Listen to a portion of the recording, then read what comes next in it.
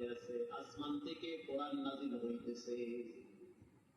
এত সুন্দর পড়া, কত রঙের ঢঙের পড়া শুনলাম, এই পড়া কোনোদিন শুনি নাই।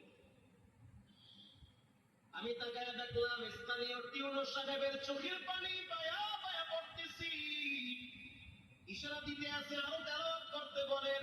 এই পড়া তো শুনলে আমার দিলের ময়লাগুলা কাটে। আল্লাহর ঘরে যখন গেছি, বাইতুল্লাহ ফজরের টাইমে ইমাম সাহেব তেলাওয়াত করলে যেমন মনে হয়, মনে হইতে আছে ওই কোরআনের আওয়াজটা এখন এই মসজিদে বাজতেছে। ছোট বাচ্চাটা তেলাওয়াত করলো, বড় সন্তানটাও তেলাওয়াত করলো।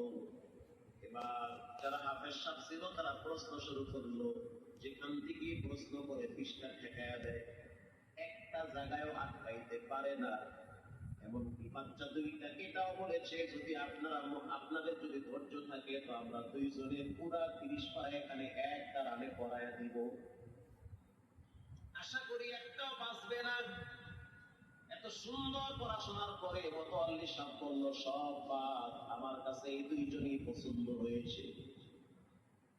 এই দুইজন রে মোতাওয়াল্লি সাহেব দাঁড়াইতে পারে না, হুইল চেয়ারে বসে থাকে, কাছে ডাইকা বুকের সাথে জড়ায়